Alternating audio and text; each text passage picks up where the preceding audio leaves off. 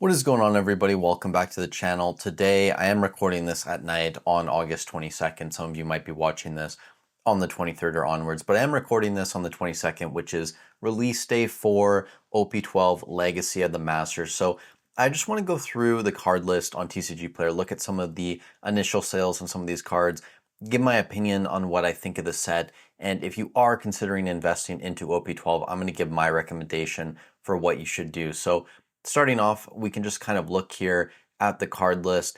And right now, I mean, the first couple days, I wouldn't worry about this too much. The silver teach is actually worth more than the gold teach on the site right now. I think that's going to change. It's just because there isn't a ton of sales data for these cards yet. And both of these say that they're currently over $1,000. The gold teach, we actually have the most recent sale already sub $1,000 on TCG Player.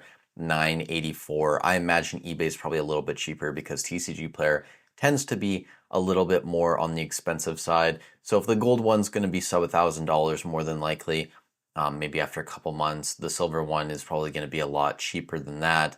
Also, the Jewelry Bonney out the gate, the manga card. I think this is the first set where the manga card is not the most expensive card in the set. Well, OP11 too, so second set. But I mean, the OP11, you have the gold and silver Luffy, which I feel like is just such a huge card, right? It's iconic. It's the Gear 5 remake. So this is really going to be one of those sets where the Jewelry Bonney manga, it's being outshined by a Blackbeard card. I don't know what that says about Jewelry Bonney's popularity, the manga card in general. I think it's a pretty solid looking manga card. It's still decently expensive. It's probably going to be towards the lower mid tier of the mangas. It's not going to be on the higher end.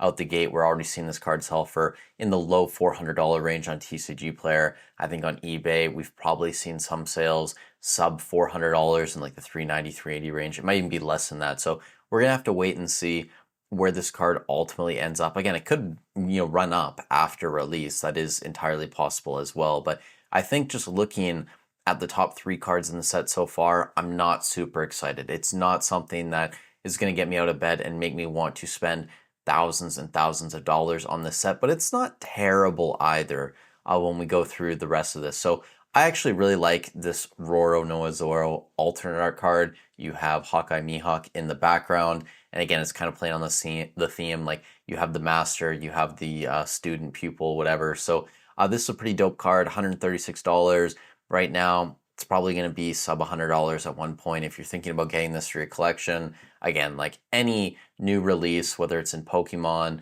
whether it's in One Piece, any game, don't buy cards at release if you're trying to get them for your collection. Wait a few months, wait even like 6 to 8 months potentially or longer, just because reprints come, people open packs, there's more cards on the market. If demand doesn't go up, you're going to be able to get those cards cheaper in the future. So I think all of these cards are going to go down, but this Zoro alt is probably going to be sub $100, and then all of these other cards, except for this other Zoro, are already under $100, I believe. This one will definitely be under $100 as well, unless it becomes like some crazy meta card that everybody needs, and then it pops off because it doesn't get reprinted. But you can see here, most of recent sales from today, all under $100, so that's kind of already aligning with my prediction. After that, we have a Kuzan special rare. After that, there's an Ace special rare. This is a pretty cool looking card.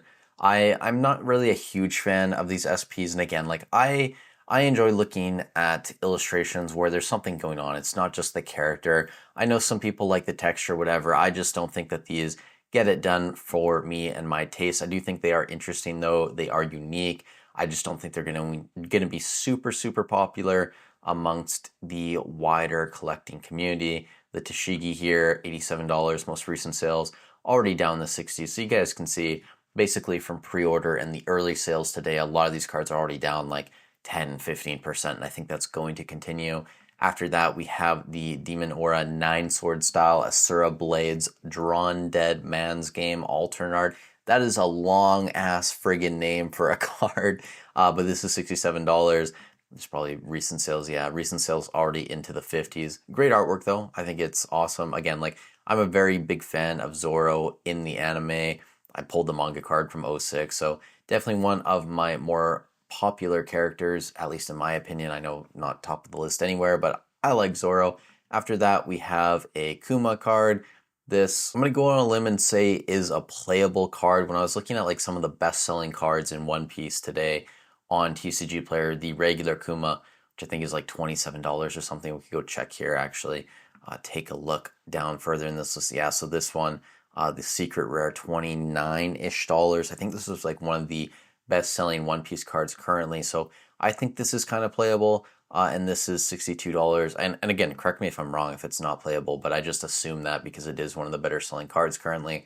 Recent sales, low 50-ish dollar range. Now, we did have Royal Blood earlier this year, and I do want to point this out because if we didn't have Royal Blood, I would be already going out on a limb and saying that OP12 is going to be the absolute worst set we get in 2025.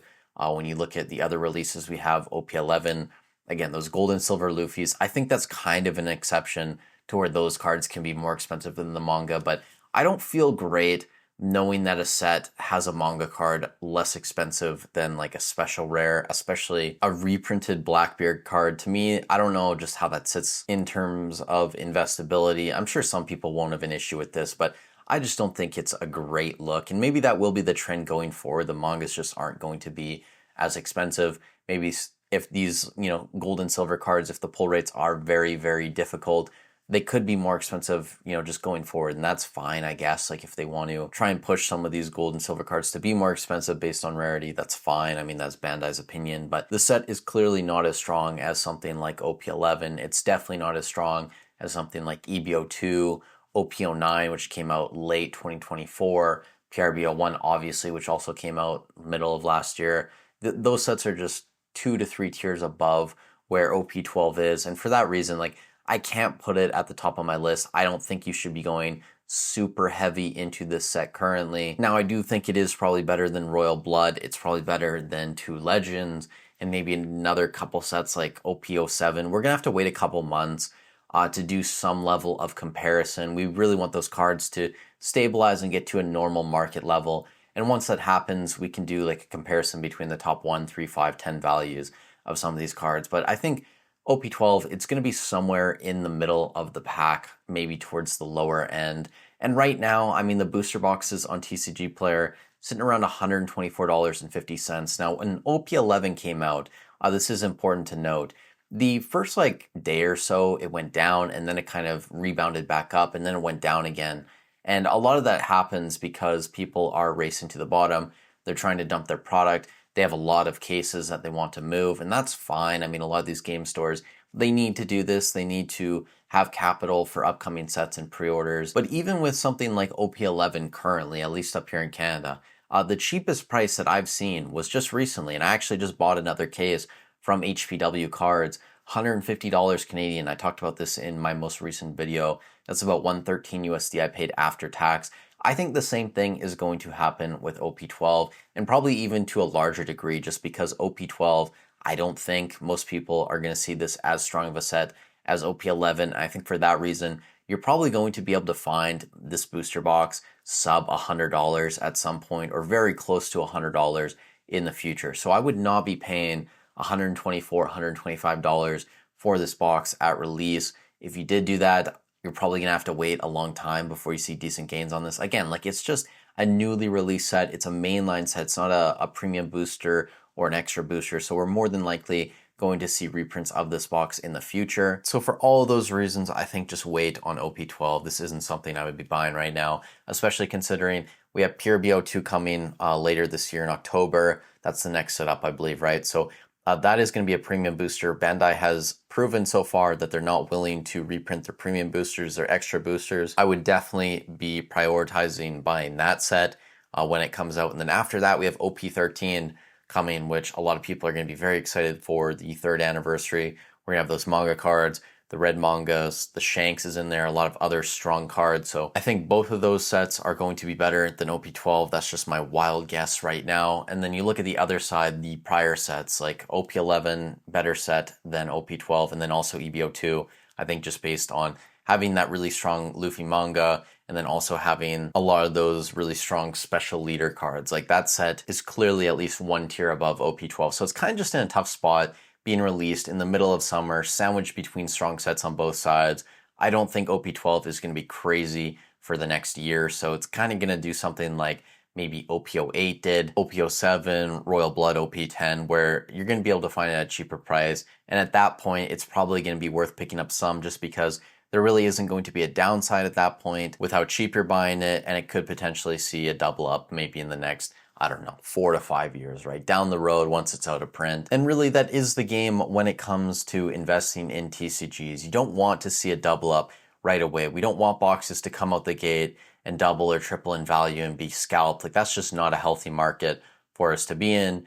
You basically want to buy some product, wait for it to go to print, and see that supply drain every single week, every single month, every single year, and then your boxes become more expensive. So I think that's what's going to happen with OP12. I've been rambling way too long. You guys can let me know in the comments down below what you think. And you guys might think that I was being harsh in this video, but I really do not think that this is going to be a box worth $125, $130 by the end of the year. I think it's going to be cheaper than that, especially if we get a wave 2, wave 3 of the printing before then. So with all that said, thank you guys so much for watching the video. If you are planning to shop on eBay, TCG Player, Hobbiesville, I have affiliate links down below. They're free and easy to use. I get a small kickback, so it's a great way to continue supporting me making these free videos for you guys. Also, because it's Friday night, I hope you have a great weekend. Stay safe wherever you are in the world, and I'll catch you in the next one.